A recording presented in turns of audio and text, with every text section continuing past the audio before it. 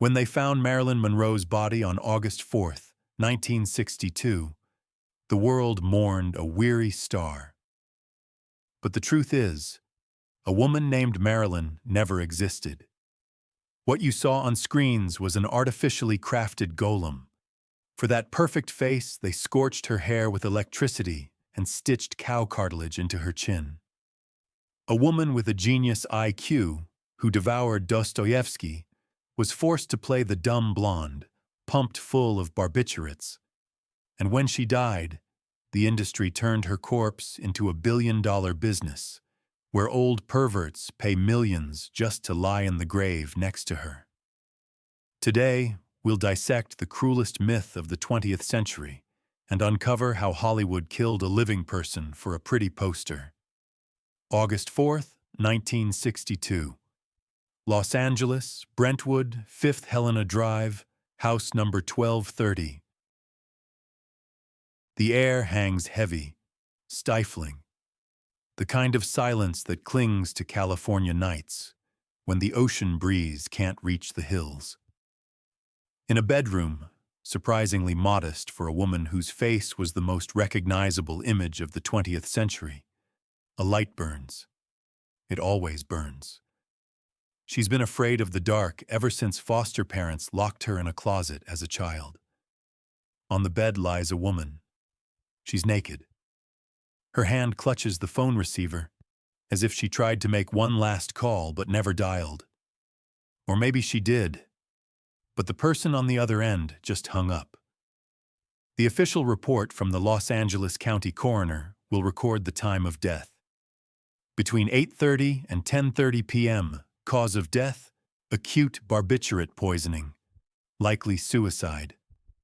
The world will remember it as the tragedy of a tired star. Newspapers will write about depression, pills, and unhappy love. But none of the reporters crowding the police barricade the next morning will write the truth. The truth that the body carried out by paramedics under the flash of cameras was just an empty shell. A biological spacesuit. The woman named Norma Jeane Baker didn't die that night. Her slow, methodical murder began exactly 16 years earlier. And the killer wasn't a person. The killer was an idea. The idea that a living, breathing, feeling woman could be dismantled like a car, discarding unnecessary parts like personality, intellect, and pain, and reassembled into the perfect consumer product. We're used to thinking of Marilyn Monroe as an icon. But if we look at the facts without the rose-tinted glasses of nostalgia, we'll see the cruelest experiment in show business history. This is the story of how the industry bred an artificial parasite and implanted it into the mind of a young girl. The parasite bore the name Marilyn. It fed on her strength, her time, her body. It grew stronger with every magazine cover, while the host, Norma Jeane, withered, curling into a ball of terror inside her own head. Today, we'll conduct an autopsy, not of the body, but of the myth. We'll peel back the gloss layer by layer to reveal the scars. We'll open medical records hidden for 50 years. We'll read diaries written with a trembling hand. And you'll understand that the price of an icon isn't measured in millions of dollars. It's measured in years of torture endured by a living person, so you could hang a pretty poster on your wall. Welcome to the real story. And yes, you won't like it. Act 1. Factory Girl and the Surgery of Image. To grasp the scale of the tragedy, we need to rewind the tape. Back to 1944. Forget diamonds and white dresses. Picture the smell of machine oil, the hum of factory machines, and dust. The Radio Plane Company plant in Burbank, California. Here, they assemble OQ-2 drones for the United States Army. Among hundreds of workers, there's an 18-year-old girl. Her name is Norma Jeane Dougherty. If you met her then, you wouldn't recognize the future screen goddess. She was sweet. That's the word. Curly brown hair, a slightly crooked bite, the sturdy build of a girl used to physical labor. She checks parachutes and sprays fire-retardant lacquer on fuselages. She laughs loud and open. She has a husband, a merchant marine, and dreams of a home and kids. She's normal. She's alive. But in 1940s, Hollywood, being normal is a death sentence. The industry wasn't looking for actresses. It wanted raw material. The studio system, the so-called star system, worked like a giant meat grinder. It took people and turned them into pretty cans with labels.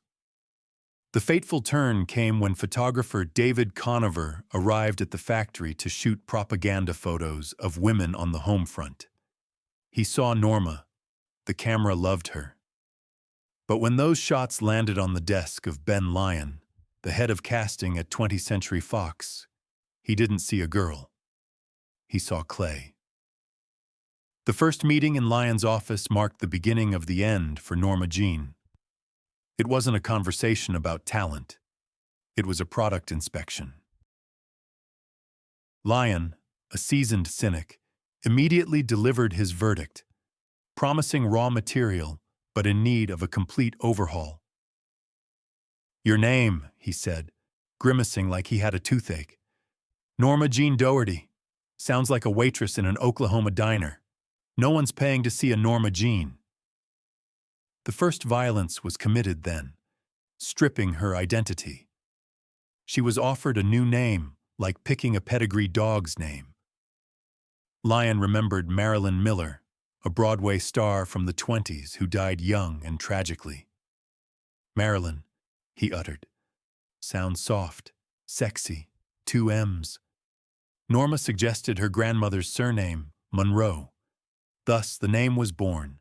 But a name needed something to wear, and Norma Jeane's body didn't fit. Today, plastic surgery is routine. In the late 40s, it was a realm of risk, pain, and experiments. Stars didn't get operations en masse. It was hidden like a state secret. But creating Monroe required radical measures.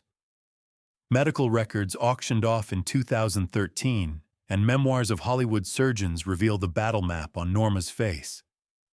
The first problem was provinciality. Norma had a widow's peak, a distinct triangular hairline on her forehead. To studio bosses, it screamed simplicity. The perfect face needed a high, open, aristocratic forehead. The solution, electrolysis. This wasn't the laser hair removal you're used to. This was medieval torture. A thin metal needle was inserted into each hair follicle. Then a jolt of electricity killed the root. After that, the hair was plucked with tweezers, and so it went, hundreds of times. Millimeter by millimeter. Norma endured this for months. Her forehead skin inflamed, reddened, hurt. She had to apply thick layers of makeup to hide the burns. She literally burned away part of herself to fit the blueprint. But that wasn't enough. X-rays of a skull under the name Joan Newman, a pseudonym used by doctors for confidentiality, show intervention in the chin area. Norma had a soft, slightly receding chin. Marilyn needed a strong, yet feminine jawline. Surgeon Michael Gurdon performed an operation to implant cartilage. In 1950, silicone wasn't yet in medical use. They implanted bovine cartilage, a piece of animal in her face.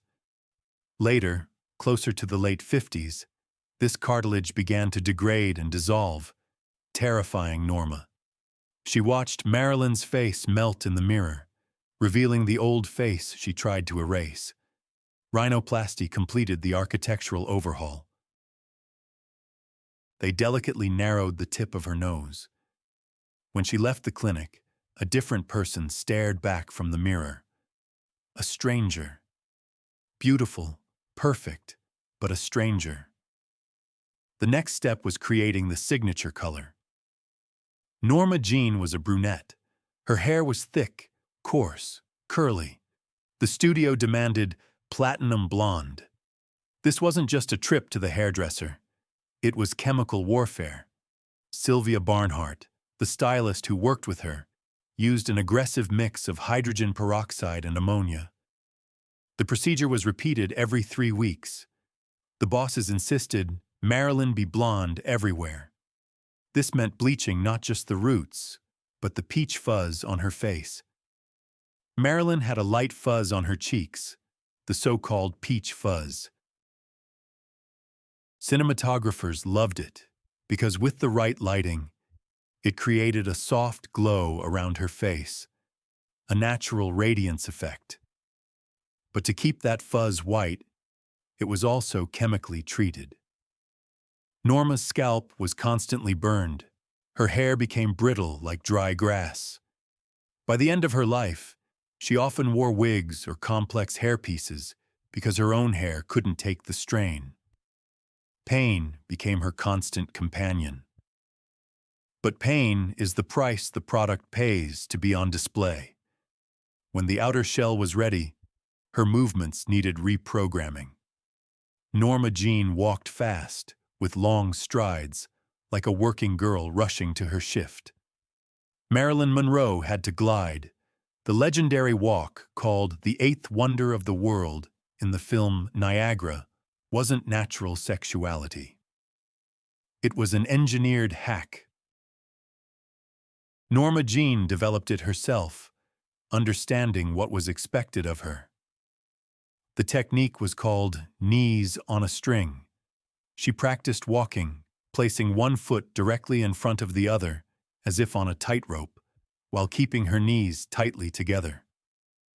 This anatomically unnatural position forced her hips into that iconic swinging figure 8 to maintain balance. There are accounts from costume designers that she went even further.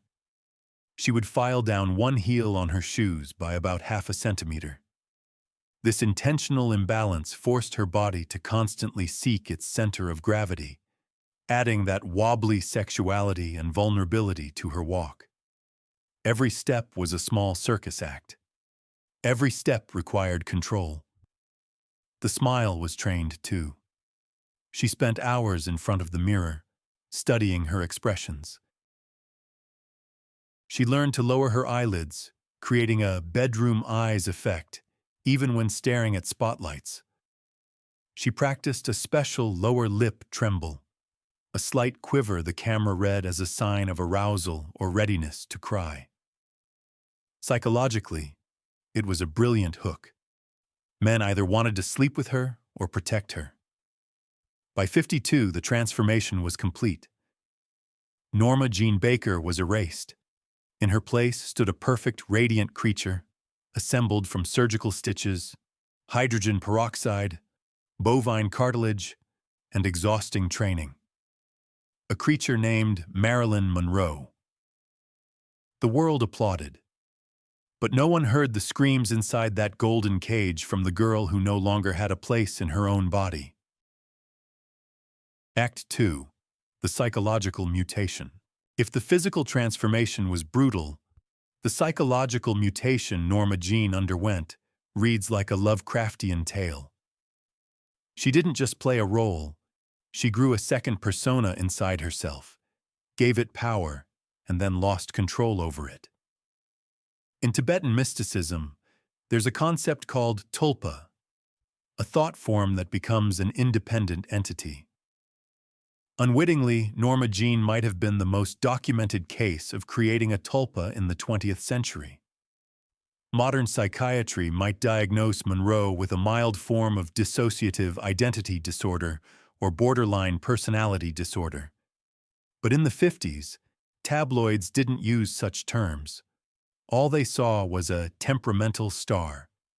No one saw the fractured person. It started as a defense mechanism.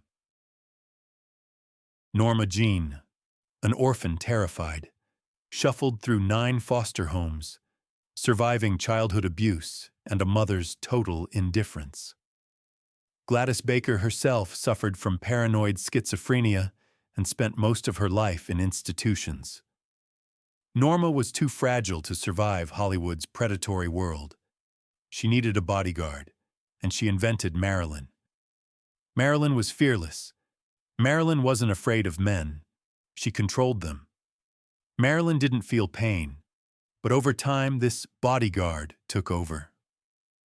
Close friends, makeup artists, and directors began to notice something unsettling. Monroe constantly spoke about Marilyn in the third person. This wasn't a figure of speech. It was a clear separation of identities. Sitting before a mirror in the dressing room, she might say with a detached air, "Marilyn doesn't want to go out today. She's tired." Or, looking at a failed take, Marilyn wouldn't have done it like that. She treated her star persona like a capricious, demanding beast that needed feeding. Susan Strasberg, daughter of her acting coach Lee Strasberg, recalled how once Norma looked at herself in the mirror and sadly said, "I wish I could be her. I wish I could be Marilyn Monroe." Think about that horror. A woman who is Marilyn Monroe envies her reflection because she knows. The reflection is loved by the world, and the one standing before the mirror is needed by no one. There's a legendary story told by photographer Sam Shaw, or by another account, the wife of photographer Milton Green, that best illustrates this eerie switch. Mid-50s, New York City, Norma Jeane strolls through the streets of Manhattan. She's wearing a simple camel coat, her hair tucked under a scarf, devoid of the Marilyn makeup. She moves through the crowd. People bump into her, pass by, rush about their business. No one, absolutely no one recognizes the planet's biggest sex symbol in this woman. To them, she's invisible. Norma Jeane relished it. She liked being small, unnoticed, ordinary, but her companion was puzzled. "How is this possible? Why doesn't anyone see you?" Norma stopped, looked at him with a sly, almost mad spark in her eyes, and asked, "Do you want to see her?" Without waiting for an answer, she did something incredible. She didn't change clothes. She didn't put on makeup. She simply altered her internal state. She straightened her shoulders, tilted her head back slightly, parted her lips, and turned on that inner light. She changed her energy. The effect was instant and explosive. The air around her seemed electrified. People began to stop. Heads turned. Traffic halted. Within a minute, a crowd was chanting, "Marilyn! Marilyn!" She stood at the center of this storm, smiling that dazzling smile, then turned to her companion and winked. The magic worked. The monster came out of its cage on command, but each year, putting the monster back became harder. Writer Truman Capote, who befriended her, calling her a beautiful child, described a scene that chills the blood. Once, he found her in the bathroom. She stood before the mirror, staring into her own eyes. She wasn't applying makeup or fixing her hair. She was just looking. When Capote asked what she was doing, she replied, "I'm looking at her." She searched the reflection for signs of Norma Jeane, but saw only a mask that had fused to her face. This spawned a deep identity crisis. In her diaries, published as fragments, she writes in broken, pain-filled lines. Her handwriting jumps, reflecting her state. She writes about feeling like a fraud, that all those people shouting her name love a phantom. "I belong to the public and the world, not because I am talented or beautiful, but because I never belonged to anything or anyone," she would write in her autobiography. Marilyn became a parasite. She demanded more and more time. Filming, interviews, photo shoots, receptions. Norma Jeane was left with only sleepless nights. To silence Norma's voice, begging for peace, pharmacology came into play.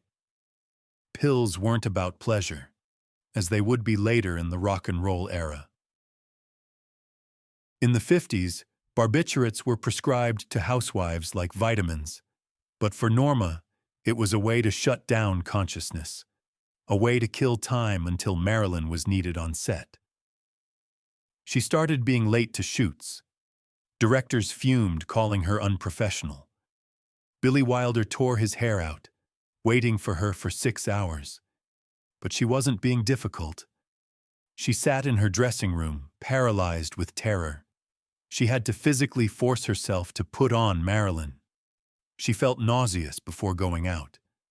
Her body resisted. Her psyche was cracking. Every step to the camera was an act of violence against herself. By the late 50s, the dissociation reached its peak. Norma Jeane practically vanished. She appeared only in moments of deep depression. The rest of the time, her body was controlled by an artificial intelligence named Marilyn Monroe, programmed to smile, even when the heart was broken. Act 3. The Tragedy of Intellect. A genius in a fool's role. And right at this moment, when her identity was at its most fragile, men entered the scene. They thought they loved her, but really they wanted to own the brand. Hollywood's biggest lie? Marilyn Monroe was a charming ditz, an enchanting airhead, a woman-child with a mind as light and airy as her skirts. This lie served commercial necessity. If the public knew the truth, the sexual fantasy would crumble. No one wants to fantasize about a woman who's smarter than you. No one wants to see existential dread on par with Dostoevsky in a plaything. But facts are stubborn things, and the facts tell us Marilyn Monroe wasn't just smart. She was an intellectual giant trapped in a fool's role. This dissonance caused her almost physical pain. Let's look at the cold numbers. Various sources put Marilyn Monroe's IQ between 163 and 168. To give you some context, John Kennedy, President of the United States, had an IQ estimated at 129. Albert Einstein, around 160. Bill Gates, 160. She wasn't just not dumb. She belonged to the gifted or genius category. The legend of a romance with Einstein, though there's no physical proof of their connection, they definitely knew each other and exchanged letters, didn't come from nowhere.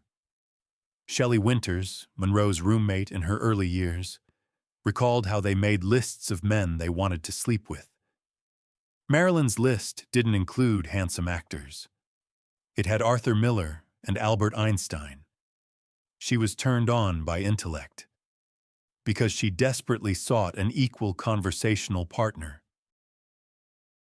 When Monroe's estate was inventoried after her death in 1962, executors expected to find piles of makeup, fur coats, and jewelry. All of that was there. But the real treasure, taking up most of the space in her home, was books. Her personal library held over 400 volumes, and these weren't trendy paperbacks.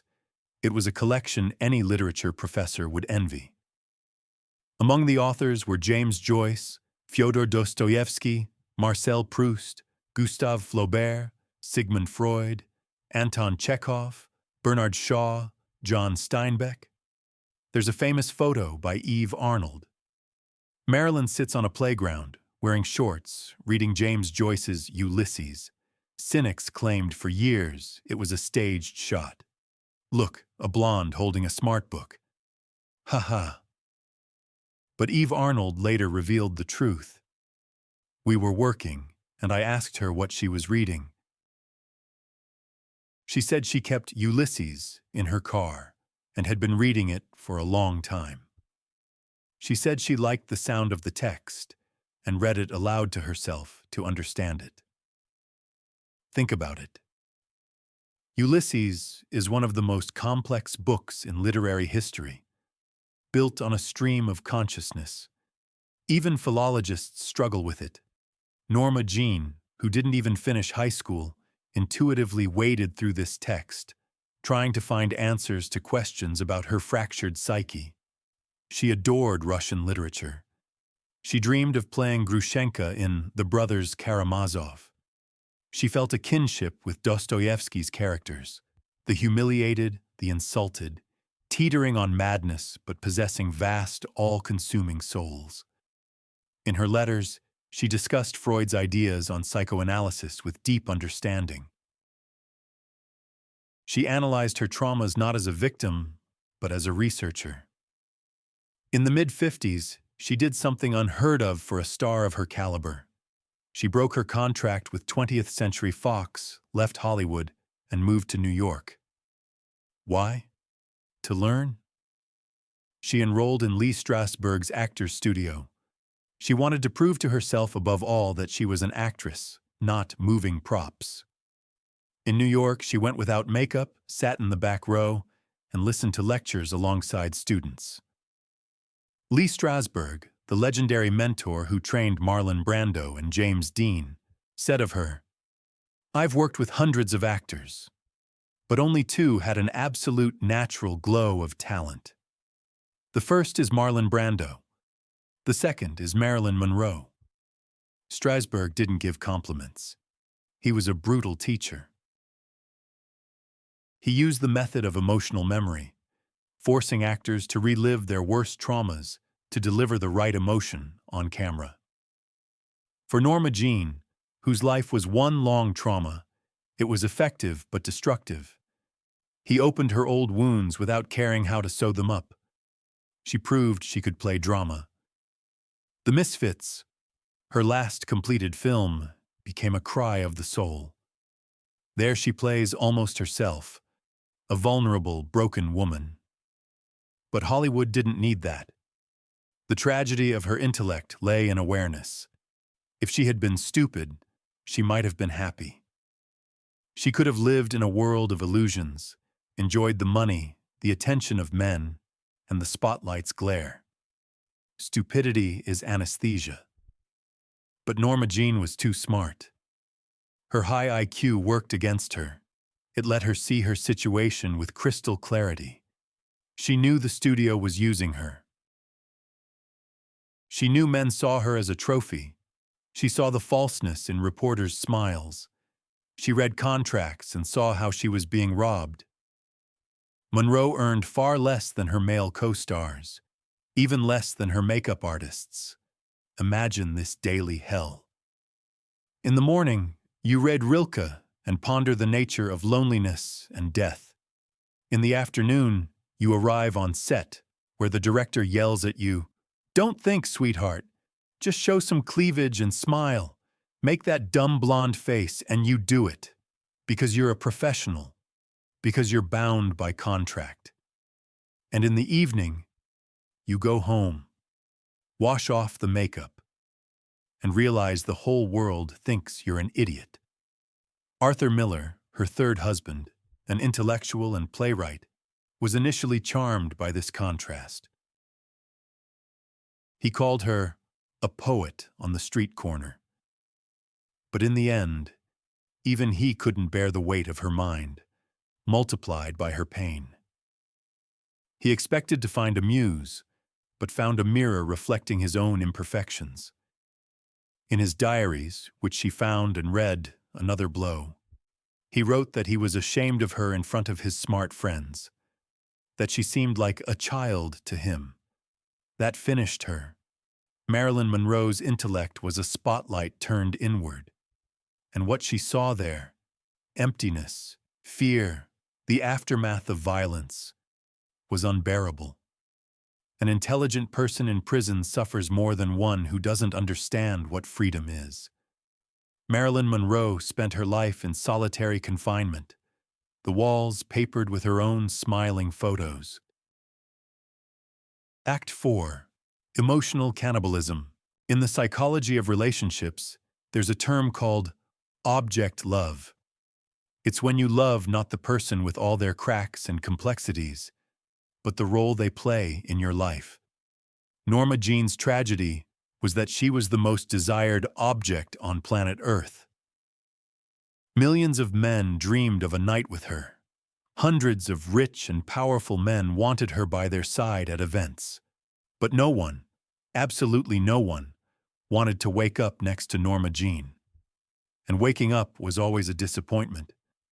Instead of a fun, easygoing bombshell, they found a frightened woman without makeup, swallowing pills by the handful, crying at night, searching for a father in anyone who showed her a hint of warmth. January 1954. The wedding of the century.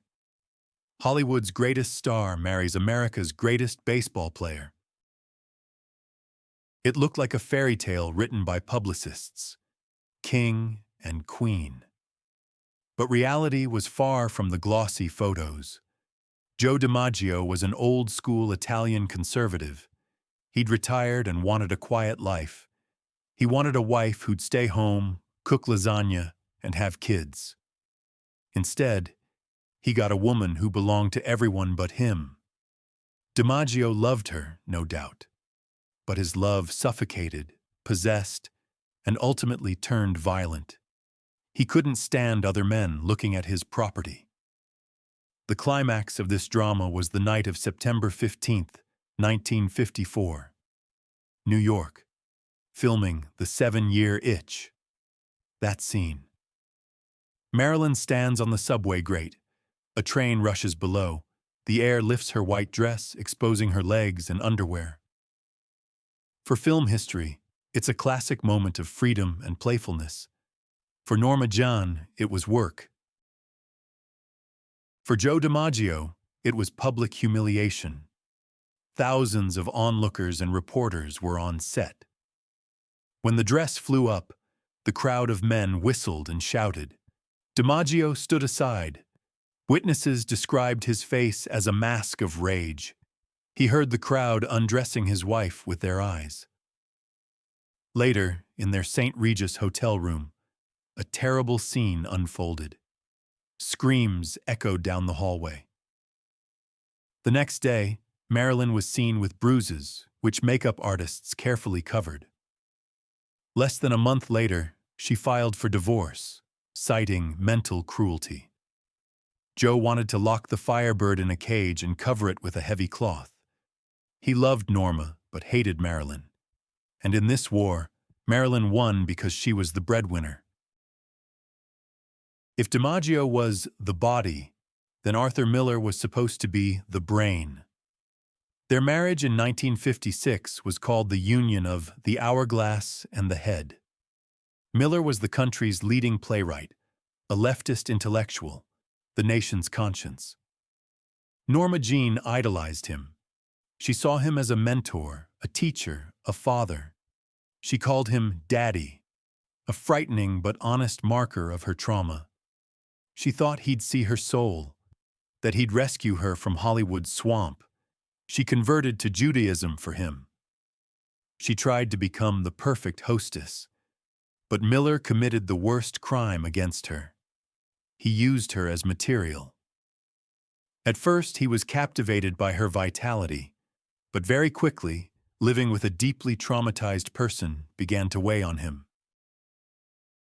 Norma suffered miscarriages, a result of endometriosis, which was poorly understood and treated at the time. Each loss plunged her into a black depression. Miller couldn't cope.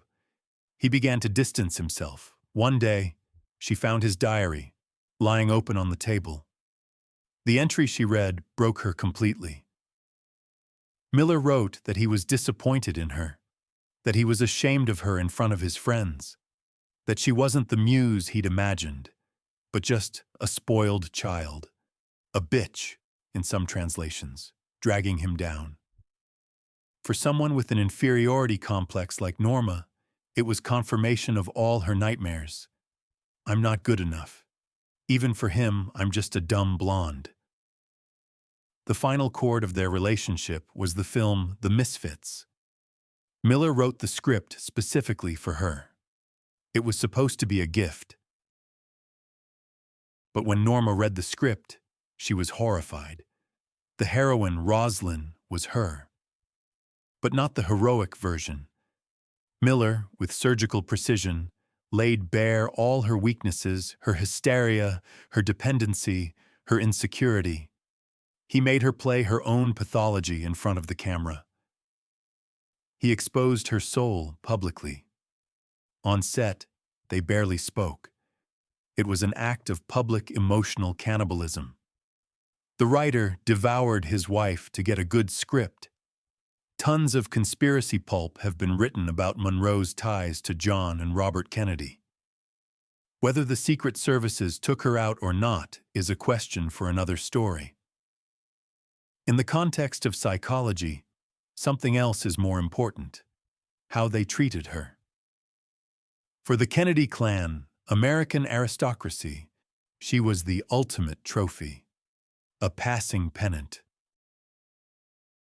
Testimonies from Secret Service agents and people in the circle, like Peter Lawford, paint an ugly picture. She was passed from hand to hand, used for parties. Norma Jeane naively believed John Kennedy would divorce Jackie and marry her. She called the White House. She believed in the Cinderella story. But to the Kennedys, she wasn't Cinderella. She was Marilyn Monroe, a function providing pleasure. The famous Happy Birthday, Mr. President performance on May 19, 1962. Watch that video not as a triumph, but as agony. She steps onto the Madison Square Garden stage. She's drunk or under the influence. She was late, barely let in. She sheds her white fur coat, revealing that naked dress studded with rhinestones. The dress so tight it was sewn onto her. Nothing underneath. She stands before 15,000 people and sings to her lover, who sits in a box with his wife. She sings with such breathiness, such raw sexuality, and simultaneously such a plea for love, it borders on obscene. It was an act of total submission. She offered herself as a birthday gift, a rhinestone-wrapped piece of meat. After that performance, Kennedy distanced himself from her. The gift was unwrapped, used, and became toxic. Her calls went unanswered. By the summer of 1962, Norma Jeane was alone. DiMaggio was the past, though he was the only one who truly loved her. He picked her up from the psychiatric clinic when everyone else turned away, and he organized her funeral, barring the Hollywood crowd. Miller betrayed her intellectually. Kennedys used her physically and discarded her. She was the most famous woman in the world. And in her phone book, there was no one she could call to just talk as a person, not as a star. The emotional cannibalism was complete. All that was left of Norma Jeane were bones. The predators were fed.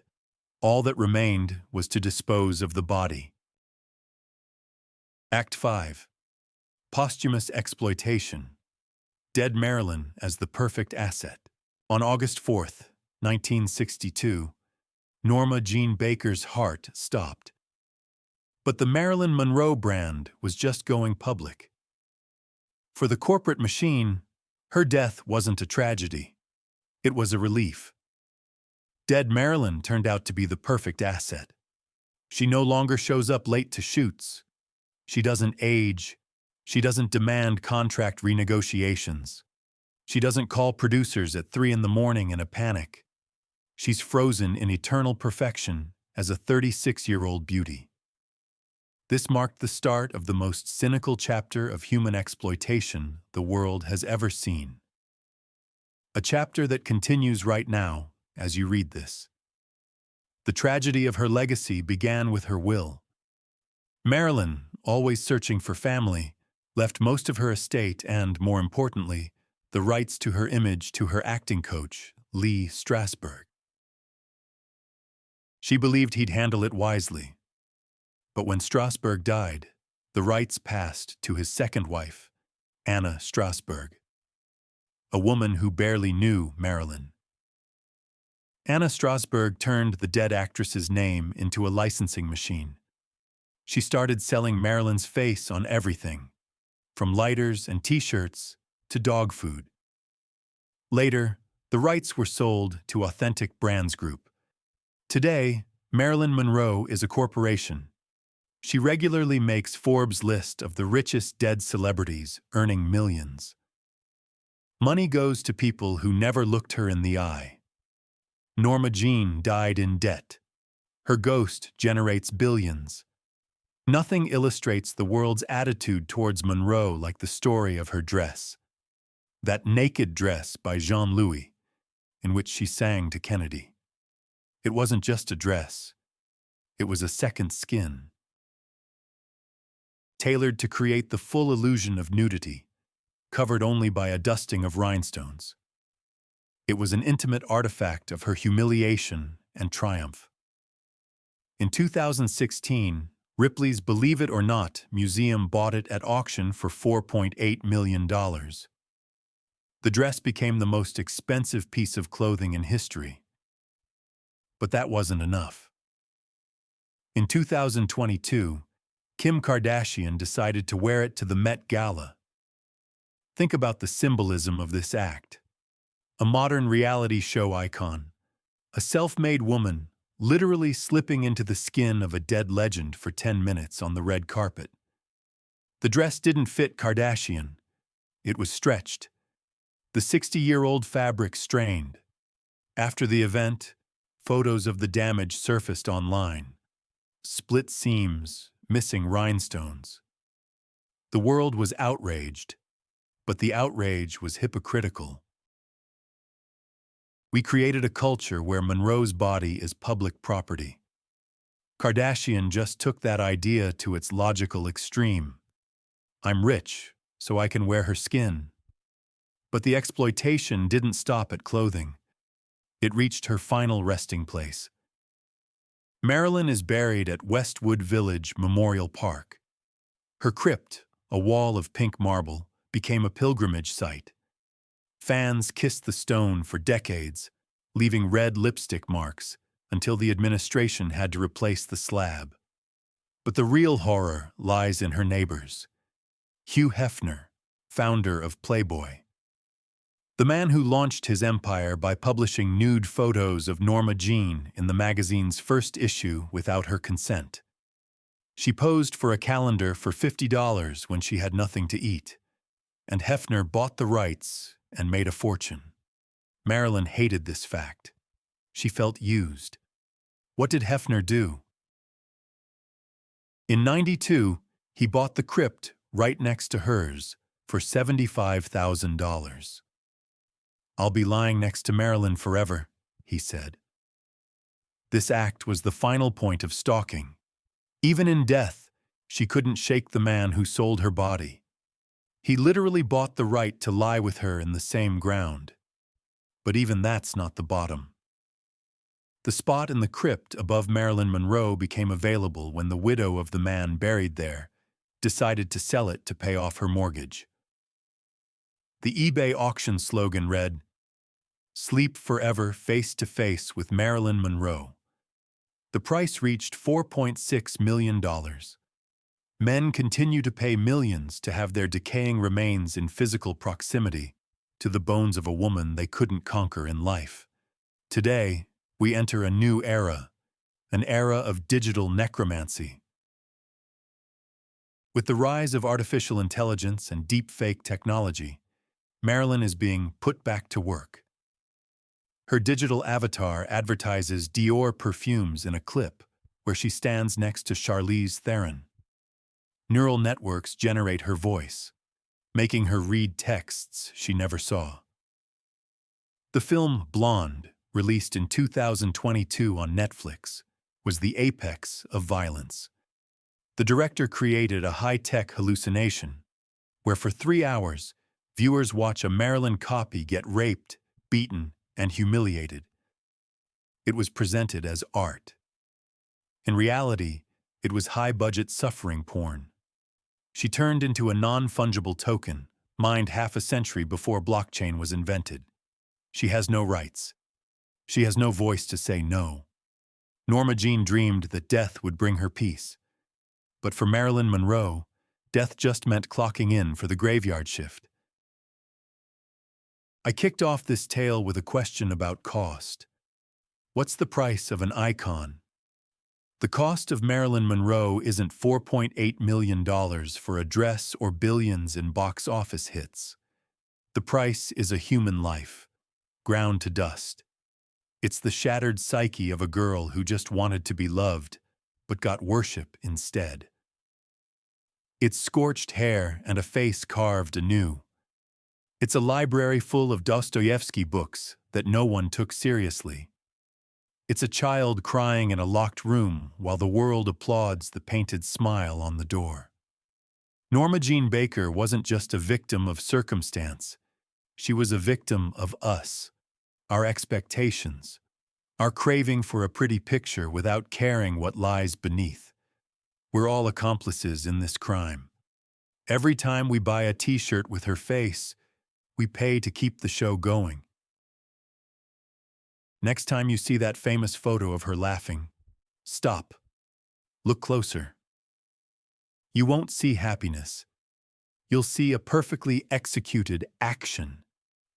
And deep down, in those shining eyes, you'll find Norma Jeane, still waiting for the lights to go out. Marilyn Monroe is the most beautiful mask humanity ever wore. But beneath the mask, there was never emptiness. There was blood. Norma Jeane's story makes us hate the Hollywood machine for how it breaks women. We see it as a ruthless monster devouring innocence. But this monster has a mother. 30 years before Marilyn Monroe became Hollywood's prime victim, a woman emerged as its chief predator. You probably know the name Mary Pickford. America's sweetheart, the girl with golden curls, the angel of silent film. Forget that image. It was the most successful disguise in business history. In reality, Mary Pickford was the Steve Jobs in a skirt of the early 20th century. While Marilyn cried into her pillow over contracts, Pickford wrote them. She didn't ask for a pay raise. She founded her own studio, United Artists, to hold giants like Charlie Chaplin hostage. Marilyn died powerless. Mary Pickford died wielding power that even presidents feared. But the price she paid to become queen was even more terrifying than an overdose. How did an angel turn into the tyrant who built the very meat grinder that later consumed Monroe? Subscribe to the channel, and I'll tell you the story of the first woman who realized, to survive in a man's world, you have to be more dangerous than they are.